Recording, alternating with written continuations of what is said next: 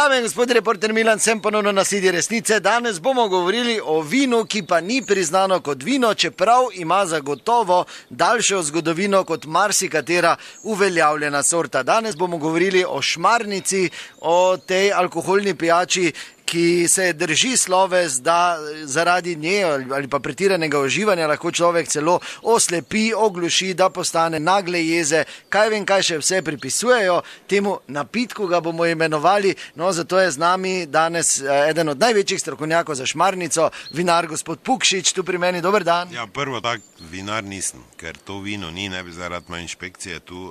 Zakaj ni vino, oni vejo, ker zdaj ne nazadnje, mislim, vse to niso slive, kaj rase, to je grozdje in če grozdje stisne, še ponavadi vino, to pač ni dobro, ne imajo renskega traminca, suho, ono naj probavajo, naj se pačijo, naj dajo 70 €, da jih trofi, jaz garantiram od moje flaširane trde šmarnice liter dovolj, da te odreže, zakaj bi se na Hvar vozili, pa plavca tam pili, če te tu pri kolikih ruk ne bek. Zakaj ni vino, se ne razpravlja. Vete, to pri nas je to tako čudno, ne? Enega vprašajo, odkot je 200 000 €, v okolici Maribora pa rekel, jaz Lubenice gojim, pa je vse vredje, šmarnica pa ni vino, zdaj mogoče ni primerjava dobra, ampak je, ne.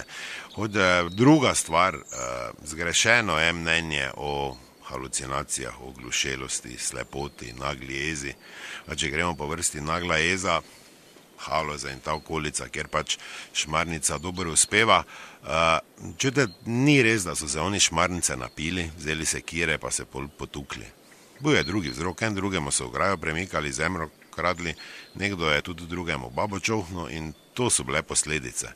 Res, da zdaj od šmarnice je bolj pač to prišlo na plano, ampak vse tudi, če bi zdaj liter Laškega spil, pa se spomnil, kak ti je nekdo babo kuril, ne bi bilo doble volje, veš, kaj ti hočem reči, ne.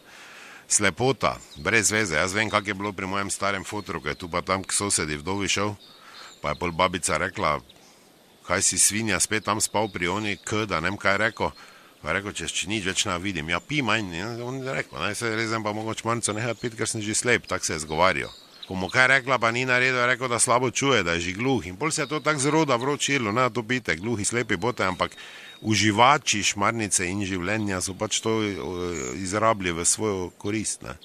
Halucinacije, čute, pa so po vsaki stvari, hvala Bogu, če ti za 8 € dobiš, ne, tako doživetje. Ne, zakaj bi se v Gardaland vozil tudi, ne. Imamo že Hvar, Gardaland, pa že imamo stroške velike, ne, če tako gledaš, ne.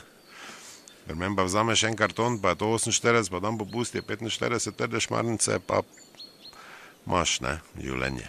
Ja, zelo zanimivo, gospod Pukšič, kaj pa bi recimo vi predlagali, kak da se uživa šmarnica, kak je najboljše?